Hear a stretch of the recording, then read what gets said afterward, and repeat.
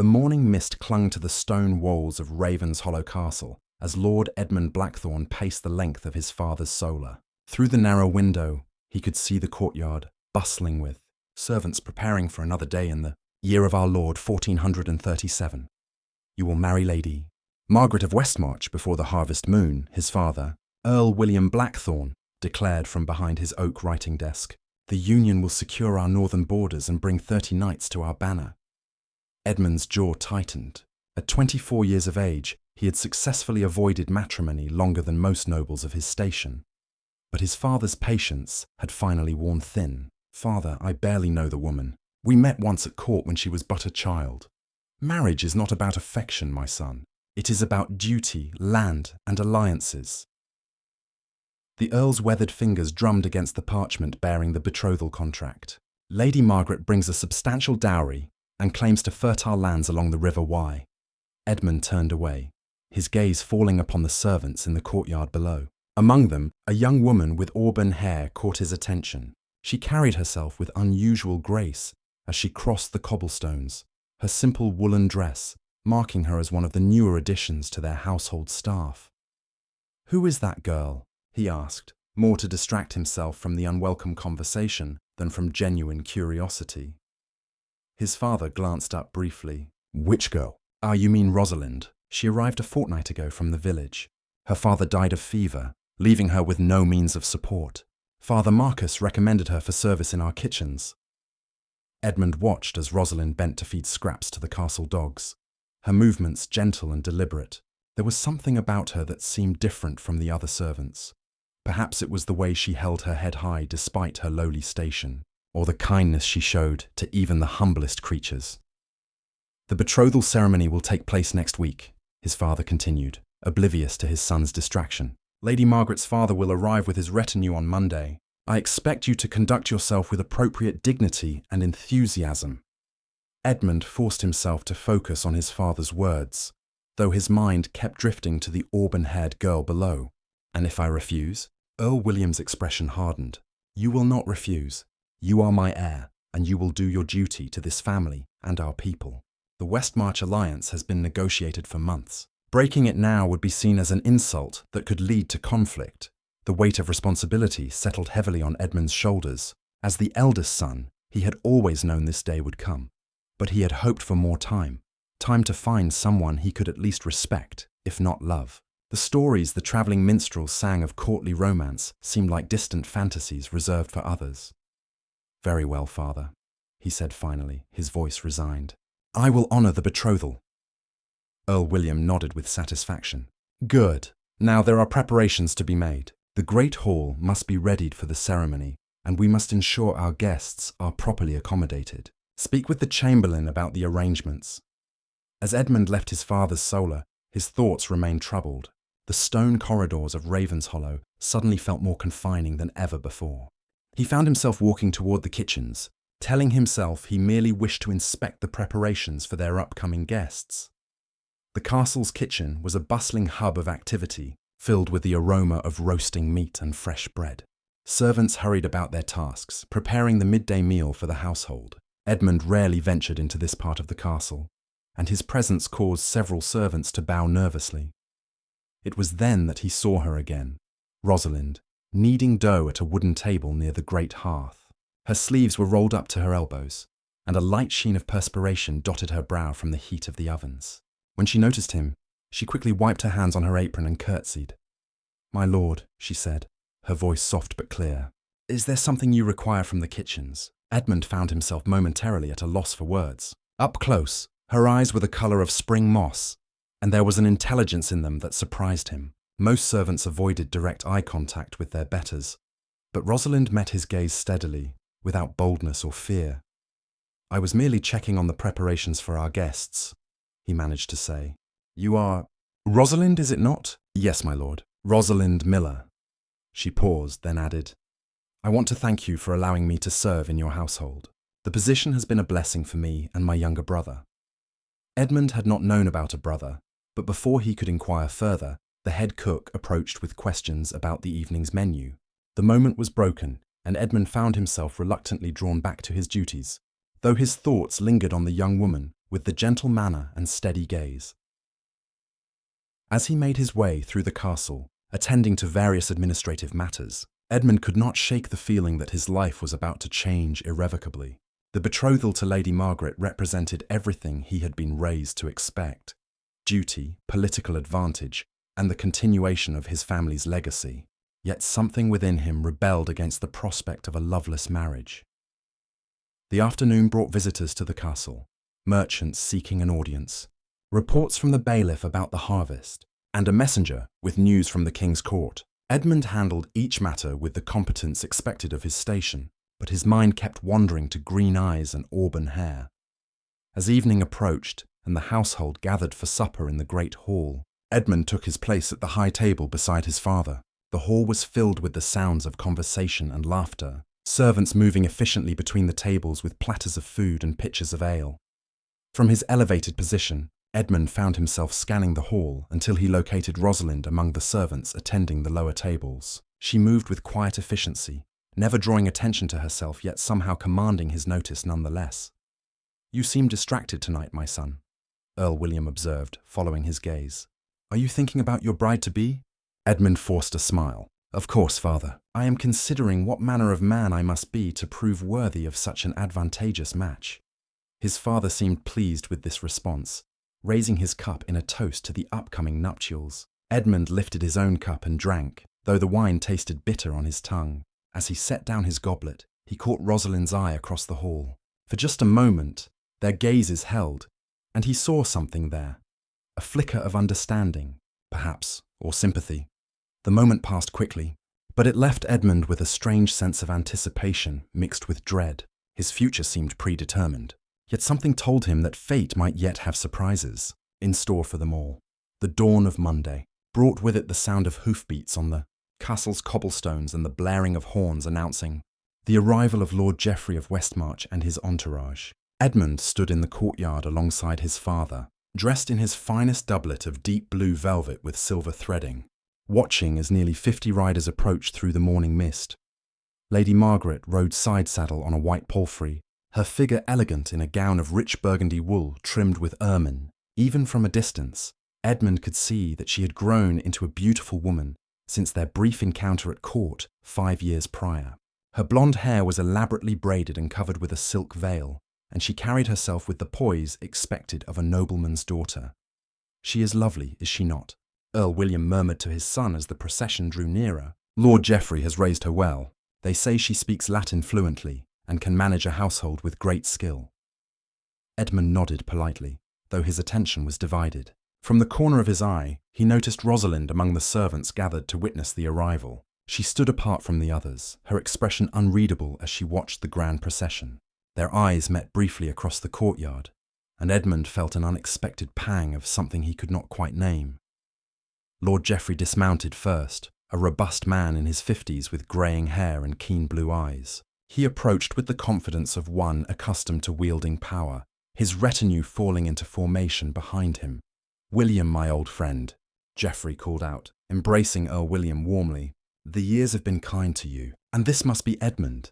By God's wounds, he has grown into a fine man since I last saw him." Edmund stepped forward and bowed respectfully. "Lord Geoffrey, you honour us with your presence. I trust your journey was without incident." "Indeed it was, though we are weary from the road." Geoffrey turned to assist his daughter as she dismounted. "Margaret, come greet your betrothed." Lady Margaret approached with measured steps, her movements graceful and practiced. She curtsied deeply before Edmund, her blue eyes meeting his with polite interest. "My Lord Edmund, I am pleased to see you again. I pray this union will bring happiness to both our houses." Her voice was cultured and pleasant, with the refined accent of court nobility. Edmund took her offered hand and bowed over it, pressing a brief, formal kiss to her knuckles. "The pleasure is mine, Lady Margaret. I hope Ravenshollow will prove a worthy home for one of your station." As the formalities continued, servants bustled about, unloading baggage and preparing chambers for the guests. Edmund found himself going through the motions of courtesy, while his mind wandered elsewhere. Lady Margaret was everything a nobleman could desire in a wife: beautiful, well-educated, and from a powerful family. Yet he felt no spark of attraction, no sense of connection beyond the political necessity that bound them together. The morning was spent in touring the castle grounds and discussing the details of the betrothal ceremony. Lady Margaret proved to be intelligent and well-informed, offering thoughtful observations about the castle's defences and expressing genuine interest in the management of the estates. She would indeed make a capable wife, Edmund realised, even if not an inspiring one. During the midday meal, the great hall was filled with the combined households of both families. The conversation flowed easily between the two lords as they discussed matters of mutual interest: trade routes, the ongoing conflicts with Scotland, and the political situation at court. Lady Margaret sat beside Edmund, contributing occasionally to the discussion with insights that demonstrated her education and wit. "I understand. You have recently expanded your wool trade with the Flemish merchants," she said to Edmund during a lull in the conversation. "My father has been considering similar arrangements. Perhaps we might discuss the particulars later." Edmund nodded, impressed despite himself by her knowledge of commercial matters. "Certainly. The profits have been substantial, though the negotiations required considerable patience." As they spoke, Edmund noticed Rosalind serving at the lower tables. She moved efficiently among the guests, ensuring that cups remained filled and platters replenished. When she passed near the high table, Edmund found his attention dividing between his betrothed's words and the graceful movements of the servant girl. The afternoon brought preparations for the formal betrothal ceremony, scheduled for the following day. Lady Margaret excused herself to rest and prepare with her ladies-in-waiting, while the men retired to discuss the final details of the marriage contract. Edmund participated in the negotiations, but his thoughts kept drifting to matters beyond dowries and property rights. As evening approached, he found himself walking through the castle gardens, seeking solitude to process the day's events. The garden was peaceful in the twilight, with the scent of late summer roses filling the air. It was there that he encountered Rosalind, gathering herbs for the kitchen. She looked up in surprise as he approached, immediately dropping into a curtsy. "My lord, forgive me. I did not expect to find anyone in the gardens at this hour." "Please rise," Edmund said, noting the small basket of herbs she carried. "You need not apologise for performing your duties. I merely sought some quiet air before retiring."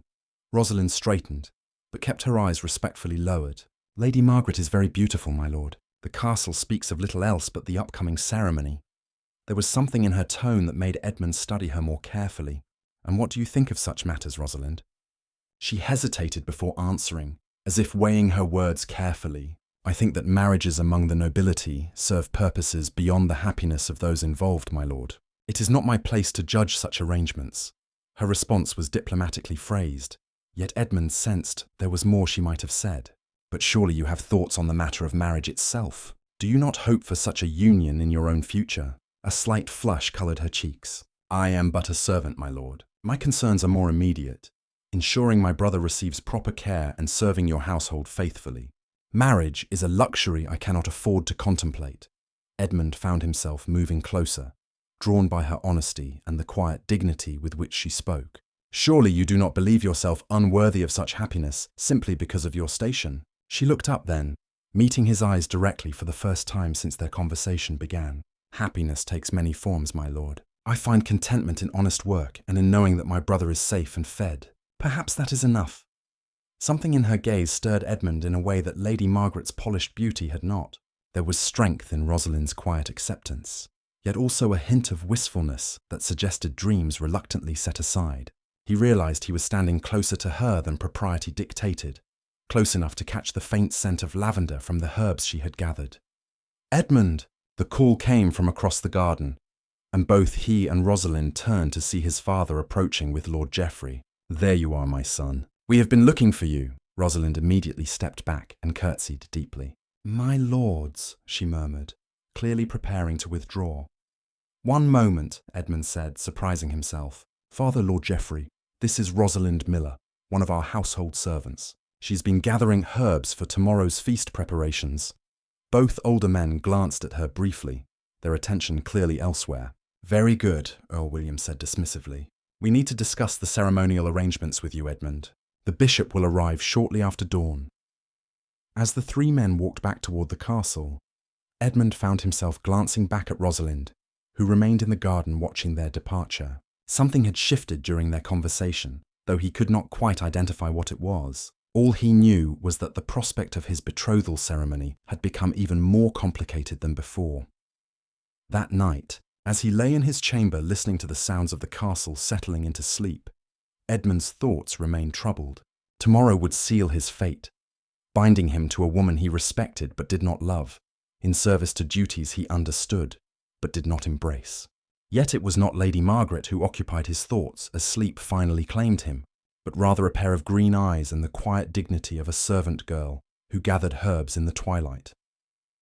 The morning of the betrothal ceremony dawned clear and bright, with autumn sunlight streaming through the tall windows of Ravenshollow's great hall. Servants had worked through the night to prepare the space, hanging rich tapestries bearing the arms of both houses and arranging benches for the assembled witnesses. The scent of beeswax candles and fresh rushes filled the air as final preparations were made.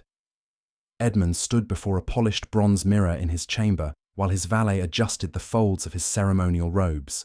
The deep green velvet was embroidered with gold thread in intricate patterns, and a heavy gold chain of office rested across his shoulders. He looked every inch the noble lord, yet he felt as though he were preparing for his own execution rather than his betrothal.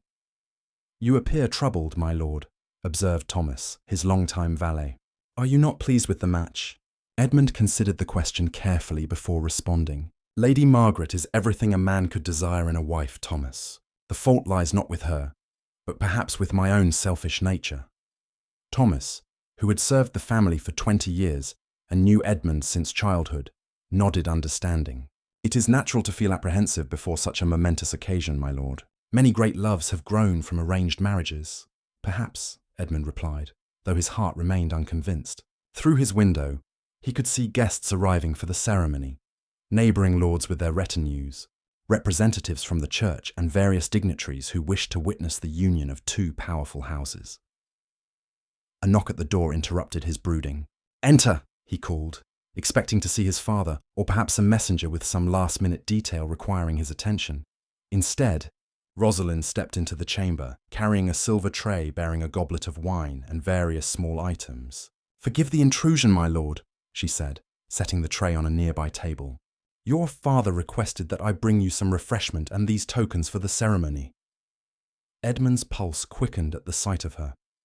She wore her finest dress, a simple gown of deep brown wool that nonetheless complemented her auburn hair and green eyes beautifully. "Thank you, Rosalind. That was thoughtful." She arranged the items on the tray carefully, a small silver cross to be blessed during the ceremony, a ring that had belonged to his grandmother, and a sprig of rosemary for remembrance. As she worked, Edmund found himself studying her profile, noting the gentle curve of her neck and the delicate movements of her hands. "Is there anything else you require, my lord?" she asked, preparing to withdraw. "Wait," Edmund said, surprising them both with the urgency in his voice. She turned back to him, her expression questioning. "What think you of this day's proceedings?" Rosalind hesitated, clearly uncertain how to respond. "It is not my place to offer opinions on such matters, my lord." "But I am asking for your opinion," Edmund pressed, moving closer to her. "Surely you must have some thoughts about the nature of marriage, of choosing one's path in life." She looked down at her hands, then back up at him with something like sadness in her eyes. "I think, my lord, that we are all bound by circumstances beyond our choosing. Some are born to great houses and must marry for alliance and duty. Others are born to service and must be content with whatever small happinesses they can find." Her words struck him like a physical blow, highlighting the vast gulf that separated their stations. Yet in that moment, Edmund felt a connection to her that he had never experienced with Lady Margaret or any other woman of his acquaintance. "And if circumstances were different?" he asked quietly. "If birth and duty did not constrain us, what then would you choose?" Rosalind's breath caught slightly, and Edmund realized he had stepped even closer to her. They stood now only an arm's length apart, the morning light from the window casting a golden glow around her figure. "My lord," she whispered, "such thoughts are dangerous for people like us." "Perhaps," Edmund replied, his voice hoarse with emotion. "But I find I cannot stop thinking them nonetheless." The sound of footsteps in the corridor outside broke the spell that had fallen over them. Rosalind stepped back quickly, her cheeks flushed, just as the door opened to reveal Earl William. "Edmund, the bishop has arrived and—" He paused, taking in the scene before him. His gaze moved between his son and the servant girl, his expression growing stern. "I trust I'm not interrupting anything of importance. Father." "Rosalind was merely delivering the ceremonial items as you requested," Edmund replied, fighting to keep his voice steady. Earl William's eyes narrowed slightly, but he nodded. "Very well, Rosalind, you may go about your other duties. Edmund, we must proceed to the hall immediately. Our guests are assembled, and it would be discourteous to keep them waiting." As they prepared to leave, Edmund caught Rosalind's eye one last time. Something passed between them. A look of longing, of regret, of possibilities that could never be. Then she curtsied and slipped from the room, leaving Edmund to face his destiny alone. The great hall was indeed packed with witnesses as Edmund entered alongside his father and Lord Geoffrey. Lady Margaret stood near the altar that had been erected for the occasion, resplendent in a gown of cloth of gold, with her fair hair crowned by a circlet of silver. She smiled graciously as Edmund approached, every inch the perfect nobleman's daughter. Bishop Aldrich, an elderly man with kind eyes and a reputation for wisdom, began the formal proceedings with prayers and blessings. The ceremony itself was elaborate, involving the exchange of rings, the joining of hands, and various ritual elements that symbolized the union of two houses. "Do you, Edmund, Lord of Ravenshollow, take this woman to be your betrothed, to honor and protect according to the laws of God and man," the bishop intoned. Edmund opened his mouth to respond, but the words seemed to stick in his throat. His gaze swept across the assembled crowd and found Rosalind standing among the servants at the back of the hall. She was watching the proceedings with the same quiet dignity she brought to everything else, yet he thought he detected tears glistening in her eyes. "My lord?" the bishop prompted gently. The moment stretched on, and Edmund became aware of the murmurs beginning to rise from the crowd. His father's face was growing dark with anger and embarrassment, while Lord Geoffrey looked increasingly concerned. Lady Margaret maintained her composure, though a flush had begun to creep up her neck. It was then that inspiration struck, or perhaps desperation. Edmund turned to his father with sudden decision. "Father, I require a moment to compose myself properly for this sacred occasion. Might we have a brief respite?" Earl William's jaw clenched, but he could hardly refuse such a request before so many witnesses. "Of course, my son. We shall resume shortly." Edmund bowed to the bishop and to Lady Margaret, then strode quickly from the hall, his mind racing with a plan that was either brilliant or utterly mad. He made his way through the castle's corridors until he found what he sought, a small alcove near the kitchens where Rosalind often worked. She was there, as he had hoped, having slipped away from the ceremony to attend to her duties. She looked up in shock as he appeared, still dressed in his ceremonial robes. "My lord, what are you doing here?" "The ceremony—" "Rosalind," Edmund interrupted, his voice breathless with urgency. "I cannot go through with it, not without knowing, not without trying." Before she could respond, before he could lose his courage, Edmund stepped forward and cupped her face in his hands. For one heart-stopping moment, they stared into each other's eyes, the weight of impossibility and desire hanging between them. Then he kissed her. It was gentle at first, almost tentative, as if he feared she might disappear at his touch. But when she did not pull away, when her eyes fluttered closed and she leaned into him, the kiss deepened. It was everything his betrothal to Lady Margaret was not: spontaneous, passionate, born of genuine feeling rather than political necessity.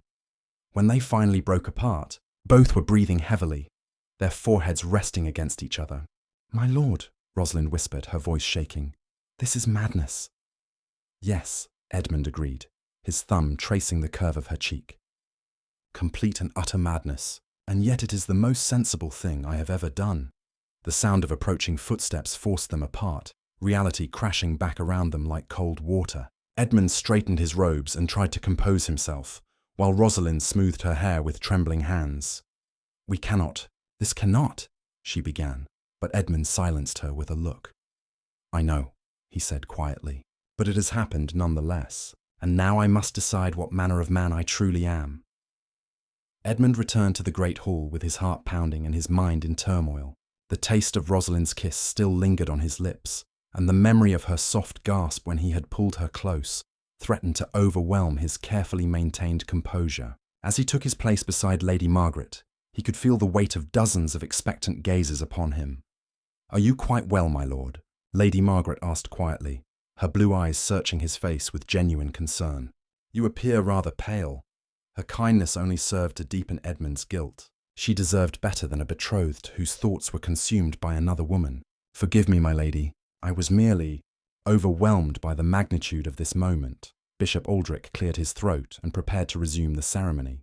"Shall we continue with the sacred proceedings?" Edmund nodded, though every fibre of his being screamed in protest. As the bishop began to speak again about the holy bonds of matrimony, Edmund's gaze drifted involuntarily toward the back of the hall where the servants stood.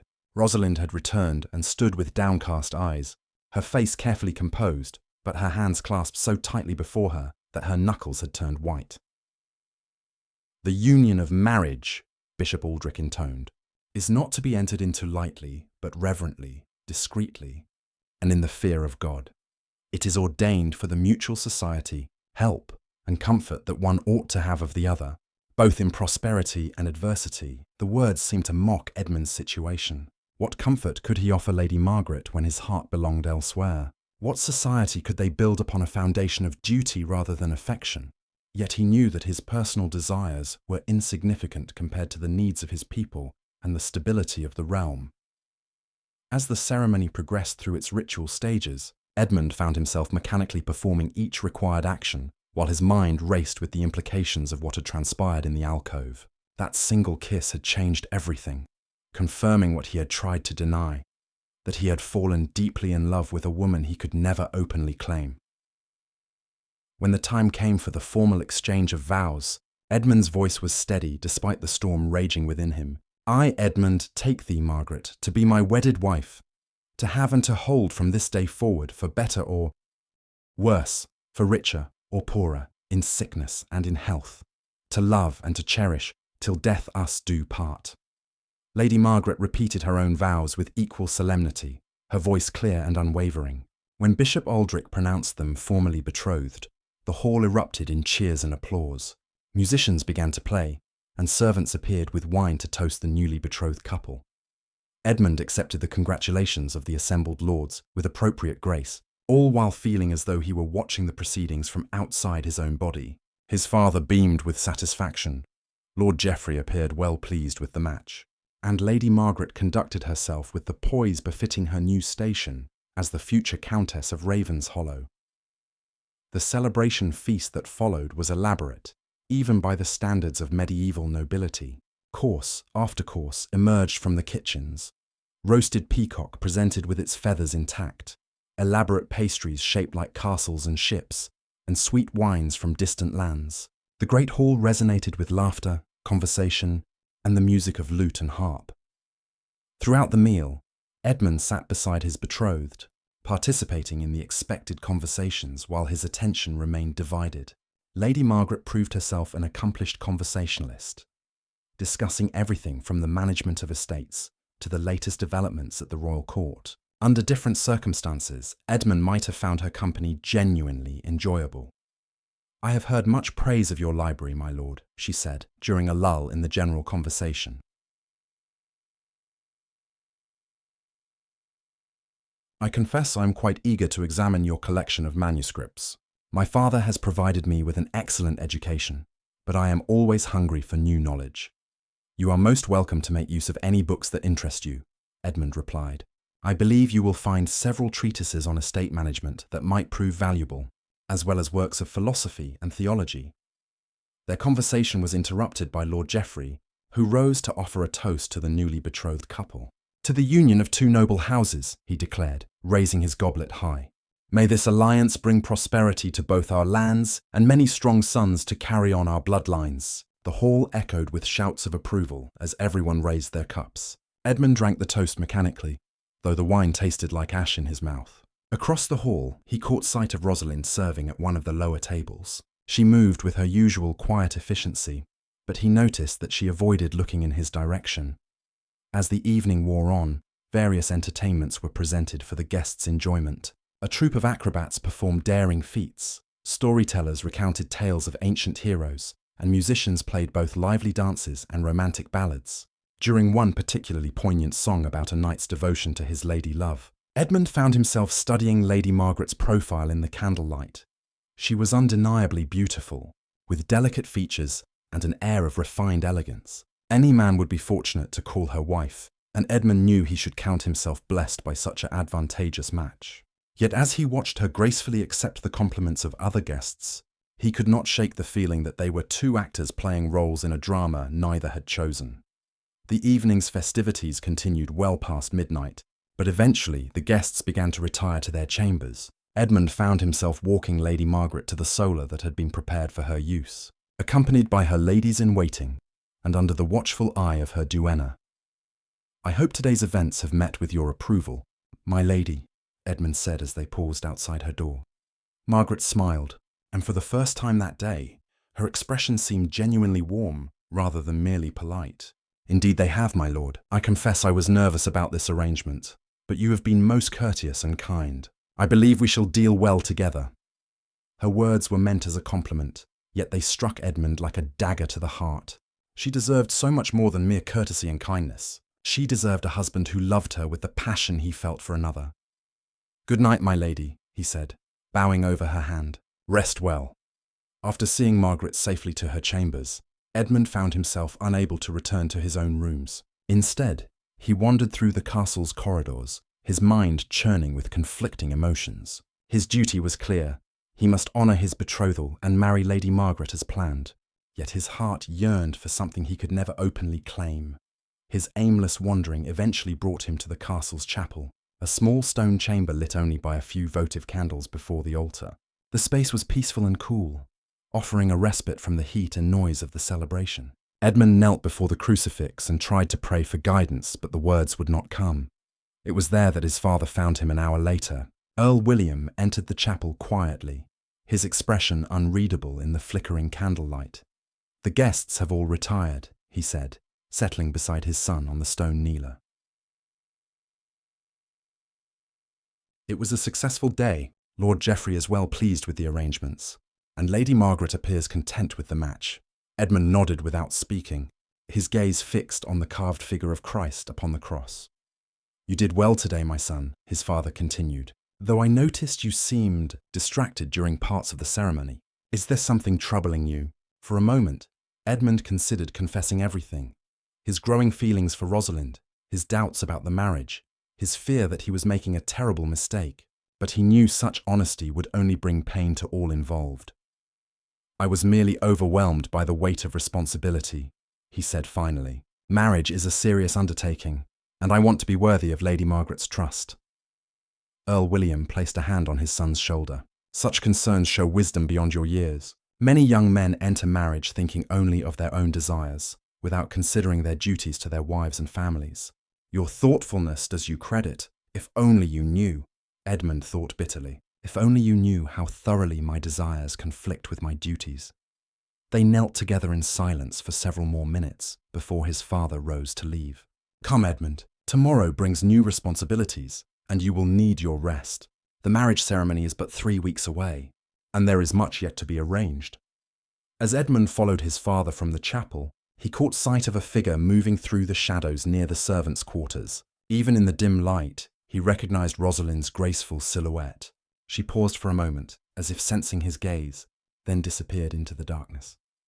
That night, Edmund lay sleepless in his chamber, staring at the ceiling while his mind replayed every moment of that stolen kiss. He knew that he stood at a crossroads, with his duty pointing in one direction and his heart in another. Whatever choice he made would have consequences that would ripple through many lives. As dawn approached, he finally made his decision. It was not the choice his heart wanted, but it was the one his honour demanded. He would marry Lady Margaret as planned, and he would do everything in his power to be a good husband to her. As for Rosalind, he would have to find the strength to put aside his feelings and treat her with the distant courtesy appropriate to her station. It was the right choice, the noble choice, the choice that duty demanded. Yet as the first light of morning crept through his window, Edmund felt as though he were burying a part of his soul. The weeks following the betrothal ceremony passed in a blur of wedding preparations. But Edmund's resolve to honour his duty began to crumble under the weight of his true feelings. Each day brought new encounters with Rosalind. Glimpses of her in the corridors, brief exchanges when she served at meals, moments when their eyes would meet across a crowded room. Each interaction only deepened his certainty that he had found something precious and rare. Lady Margaret, for her part, threw herself into the role of future mistress of Ravenshollow with admirable dedication. She spent her days learning the intricacies of the household management, meeting with the castle's various officials, and familiarizing herself with the estate's accounts. Her competence and intelligence became more apparent with each passing day, yet Edmund found himself comparing every interaction with her to his brief moments with Rosalind. 3 days before the wedding ceremony, Edmund's careful facade finally began to crack.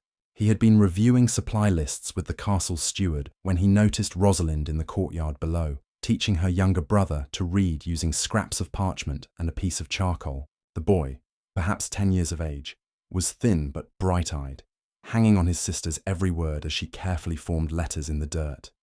The sight filled Edmund with a mixture of admiration and heartbreak. Here was a woman who, despite her lowly station and daily struggles, found time to educate her brother and nurture his mind.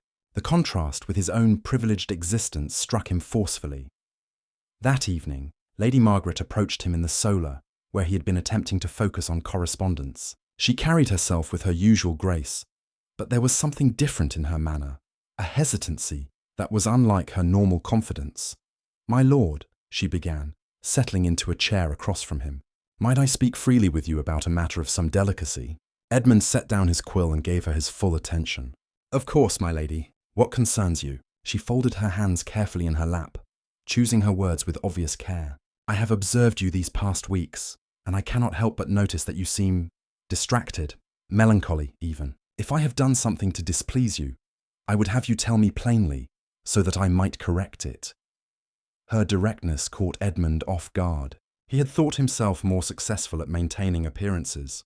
"You have done nothing wrong, Lady Margaret. Indeed, you have been everything a man could desire in a betrothed. The fault lies with me alone." "Then what troubles you?" she pressed gently. "Are you having doubts about our union?" "I would rather know the truth than proceed in ignorance." Edmund studied her face in the candlelight, noting the genuine concern in her blue eyes. She deserved honesty, he realized, even if he could not give her the whole truth. "I confess that I have been struggling with the nature of our arrangement," he said carefully. "We barely know each other, yet in 3 days we will be bound together for life. I find myself wondering if we might find contentment in such a union." Lady Margaret nodded thoughtfully. "I have had similar concerns," she admitted. "When I was a child, I dreamed of marrying for love, as the troubadours sing. But I have come to understand that love can grow between two people of good character, even if it is not present at the beginning.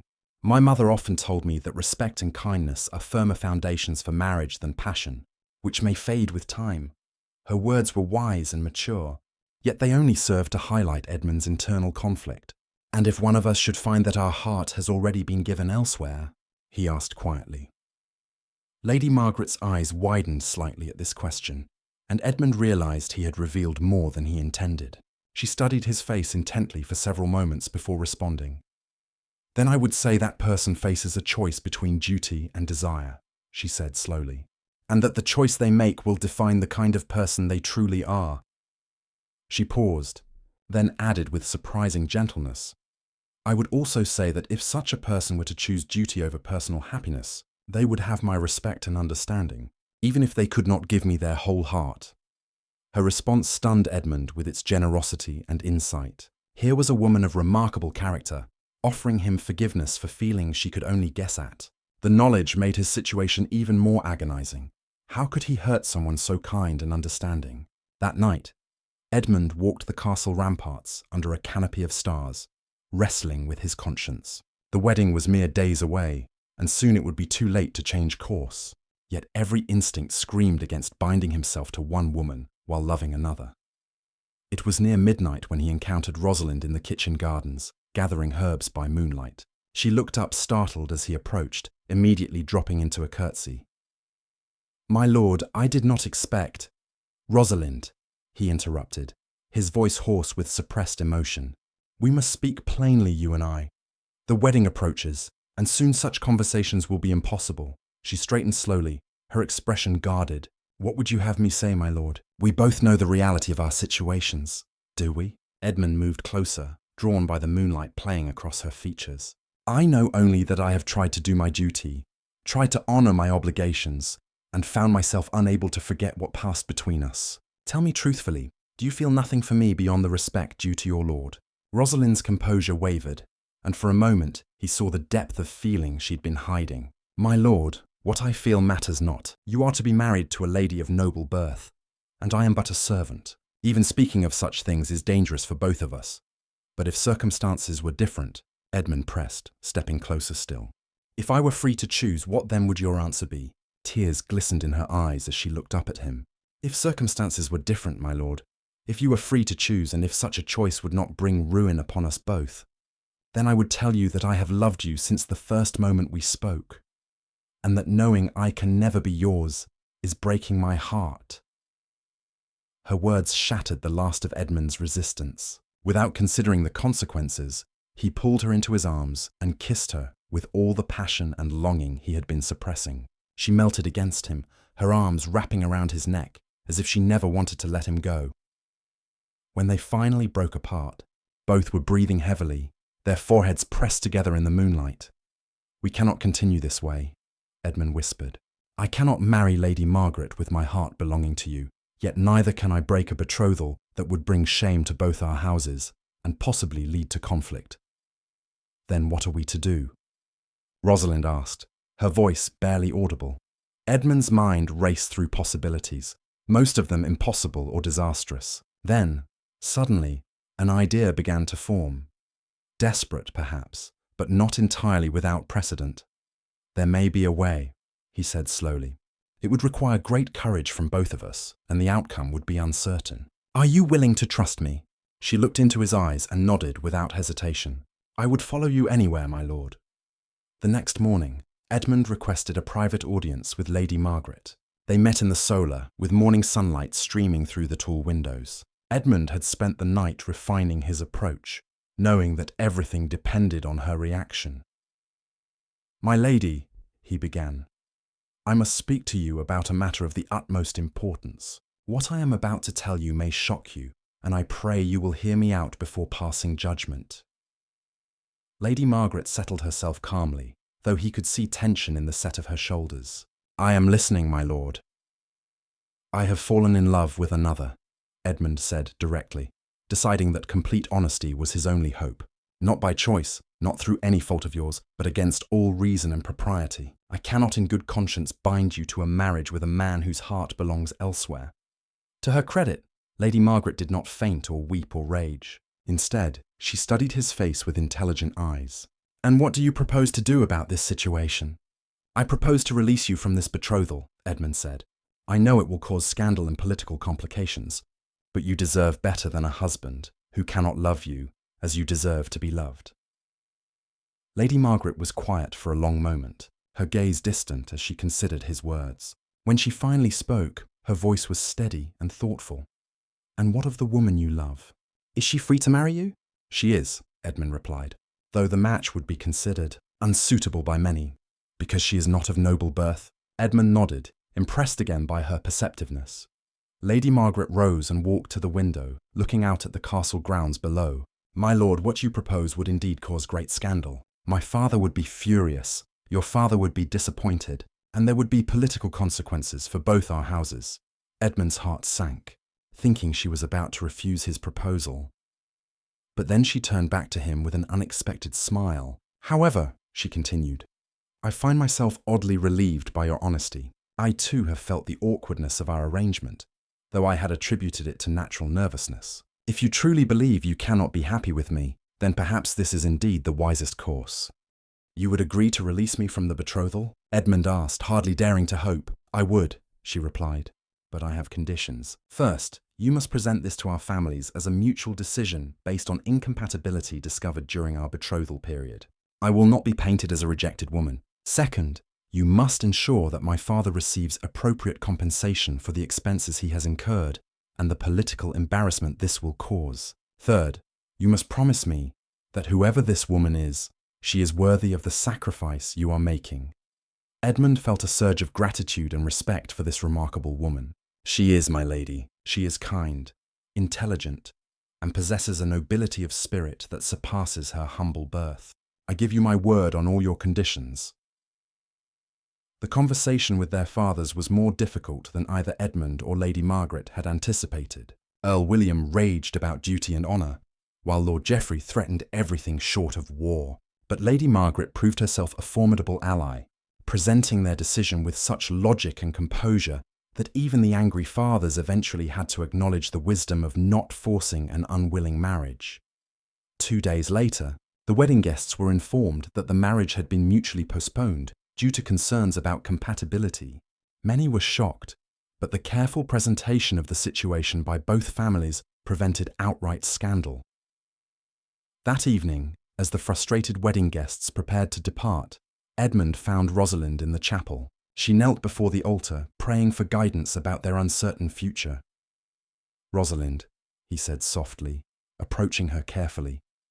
She looked up with eyes full of hope and fear. "My lord, what has transpired?" Edmund knelt beside her and took her hands in his. "I have broken my betrothal to Lady Margaret with her consent and understanding. I am free to choose my own path, and I choose you, if you will have me."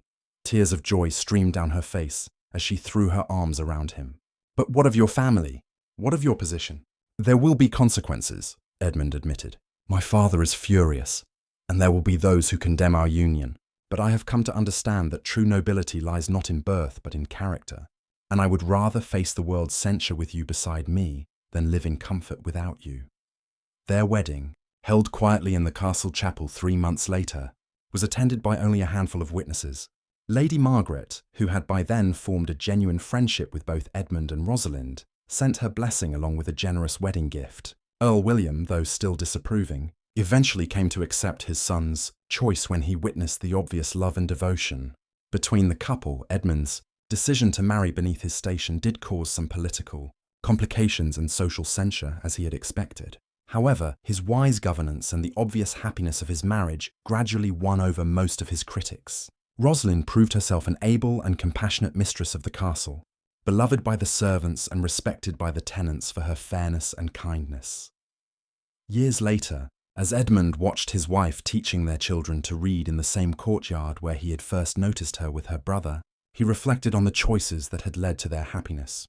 He had risked everything for love and found that the risk had been worth taking. Sometimes, he thought, the greatest nobility lay not in following the expected path, but in having the courage to forge a new one. Lady Margaret, meanwhile, eventually made a love match of her own with a young lord who appreciated her intelligence and strength of character. She and Rosalind maintained a cordial correspondence for many years, united by their shared experience of that tumultuous time when duty and desire had clashed at Ravenshollow Castle. In the end, Edmund's choice to follow his heart rather than mere obligation had brought happiness not only to himself and Rosalind, but had allowed Lady Margaret to find her own path to love. It was perhaps the most noble choice of all.